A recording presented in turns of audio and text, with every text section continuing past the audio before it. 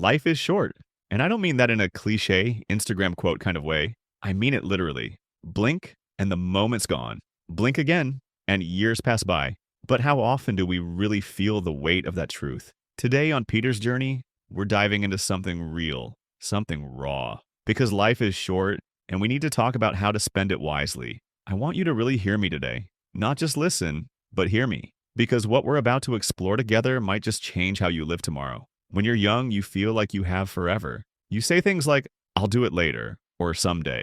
But then, without warning, later becomes never. Someday slips through your fingers. We wait until we're older, until we have more money, until things are perfect. But perfection never comes, and time doesn't wait. Let me share something personal with you. Last week, I was cleaning out some old boxes and found a journal from 10 years ago. In it, I had written a list of dreams, things I wanted to accomplish someday: travel to Japan, learn to play the guitar, reconnect with my childhood friend Alex, start a family tradition of Sunday dinners. As I read through that list, something hit me hard. Some of those dreams I've lived, but others, I'm still saying someday, a decade later. And that's the thing about time. It moves whether we're paying attention or not. Time is the one currency we can't get back. Once it's spent, it's gone. Think about the last 5 years of your life. Go ahead, close your eyes for a moment. Now ask yourself, did I live them fully or did I spend them just surviving? How many sunsets did you ignore because you were on your phone? How many I love yous did you withhold? How many dreams did you silence because fear shouted louder? There's a nurse named Bronnie Ware who spent years caring for patients in the last 12 weeks of their lives. She recorded their most common regrets in a book that changed how I think about living. When people are on their deathbeds, they don't say, I wish I worked more overtime, or I wish I posted more selfies. They say things like, I wish I had the courage to live a life true to myself, not the life others expected of me. I wish I hadn't worked so hard and missed my children's youth. I wish I had stayed in touch with my friends. I wish I had let myself be happier. I wish I had the courage to express my feelings. Think about that. At the end of our lives, our regrets are rarely about what we did. They're about what we didn't do. The chances not taken, the words unsaid, the love unexpressed. I remember visiting my grandfather in his final days. He was a hardworking man who rarely took time off, who saved every penny for someday. And you know what he said to me with tears in his eyes? Peter, I wish I had gone on that fishing trip with your father. I wish I had seen the northern lights with your grandmother before she passed. I wish I had lived more while I could. That moment changed me. I promised myself I wouldn't end up with the same regrets. Life is about moments. It's about the laughter in the kitchen at midnight. It's about the hug you almost didn't give. It's about the long walks, the slow mornings, the deep talks. It's about presence, not perfection. We're not promised tomorrow, but we're gifted today. So what are you doing with yours? There's a beautiful Japanese concept called ichigo ichi, which roughly translates to one time, one meeting. It teaches that each moment is a unique treasure that will never happen exactly the same way again. That conversation with your child? One time. That sunset with your partner? One time. This very breath you're taking right now? One time. When we live with this awareness, everything becomes sacred. Everything becomes an opportunity to be fully alive. Let me give you 5 ways to start living with intention. Today, first, say what needs to be said. Tell your parents you love them. Apologize to that friend. Speak your truth. Life's too short to carry silent regrets. I had a falling out with my best friend in college. For years, pride kept me from reaching out. One day I heard he was in the hospital. Nothing serious, but it was the wake-up call I needed. I drove 3 hours that same day. When I walked into his hospital room, we both cried. We both apologized. And you know what? Those years of silence melted away in seconds. Don't wait for a hospital visit or worse, a funeral, to say what needs to be said. 2. Do what sets your soul on fire. Start the blog, take that course, launch the business, travel, dance, write. Don't die with your music still inside you. I meet so many people who have dreams they've never pursued. The artist who became an accountant because it was safer. The potential entrepreneur who stayed in a job they hated because it was comfortable. And I get it. I really do. Taking risks is scary. Security feels good. But ask yourself this. Is the security worth the slow death of your dreams? Small steps count. You don't have to quit your job tomorrow. But maybe you can spend 30 minutes a day painting. Maybe you can save $50 a month toward that trip. Maybe you can take one online class this year. Start somewhere. Start small. But please, start. 3. Let go of what's weighing you down. Bitterness, grudges, toxic people. Let them go. Peace costs less than resentment. Carrying anger is like drinking poison and expecting the other person to die. It only hurts you. I spent years angry at someone who hurt me deeply, years replaying the pain, justifying my anger, feeding the bitterness, and you know what? They went on living their life. While I was stuck, trapped in a prison I had built myself. Forgiveness isn't about saying what happened was okay. It's about freeing yourself from the burden of carrying it. You deserve that freedom. Today. 4. Be present.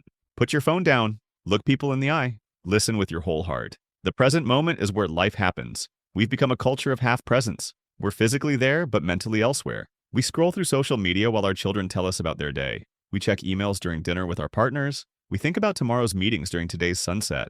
And in doing so, we miss our lives. We miss the moments that matter. Try this. For one day, practice radical presence. When someone speaks to you, put down everything and truly listen. When you eat, just eat. Notice the flavors, the textures. When you walk outside, feel the air on your skin. Hear the sounds around you. One day of presence might just show you how much life you've been missing. Pentru serve, love, give. Happiness isn't found in what you get. It's found in what you give. When you focus on what you can do for others, life becomes full, not just busy. There's fascinating research showing that the happiest people aren't those who have the most, they're those who give the most. Giving creates meaning. It creates connection. It reminds us that we're part of something bigger than ourselves. And here's the beautiful paradox. The more you give, the more full you feel. It doesn't have to be grand gestures. Hold the door for a stranger. Call a friend who's struggling.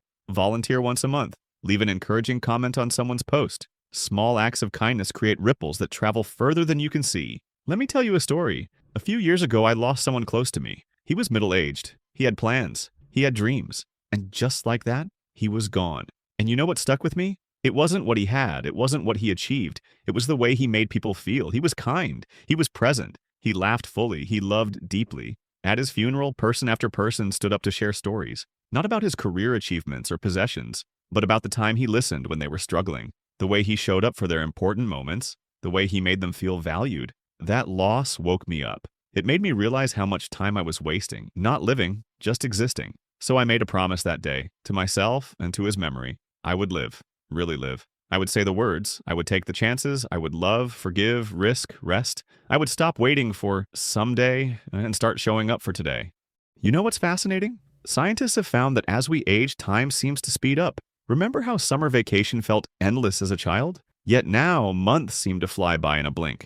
This happens because our brains encode new experiences differently than routine ones. Novel experiences create more detailed memories, making time feel longer in retrospect. But when every day looks the same commute, same tasks, same Netflix shows, our brains compress those memories. Weeks blur together. The key to slowing down time? Novelty, learning, adventure, breaking routines. Take different routes home, try new foods, learn something challenging, travel somewhere unfamiliar. By filling your life with new experiences, you don't just live longer, you live wider. Creating intentional habits can help us remember what matters most. Maybe it's a gratitude practice each morning. Maybe it's a family dinner where phones are banned. Maybe it's a monthly adventure day with no agenda except exploration. These habits become anchors, reminders to live purposefully in a world designed to distract us. One habit I've created is what I call Sunset Sundays. Every Sunday, no matter what, I stop to watch the sunset. Sometimes alone, sometimes with loved ones. Sometimes for 5 minutes, sometimes for an hour. It's my weekly reminder that beauty is fleeting,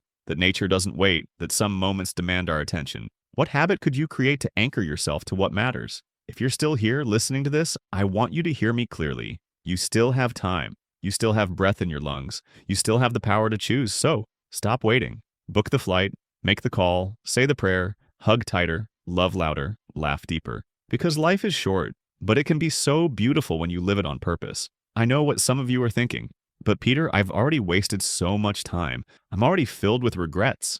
Listen to me. The best time to plant a tree was 20 years ago. The second best time is today. Your past does not determine your future. Today, this very moment can be your turning point. You don't need to be perfect. You just need to be present. You just need to be brave enough to start. You are the author of your story. Write something worth remembering. Life will always be busy. There will always be bills to pay. There will always be reasons to postpone joy.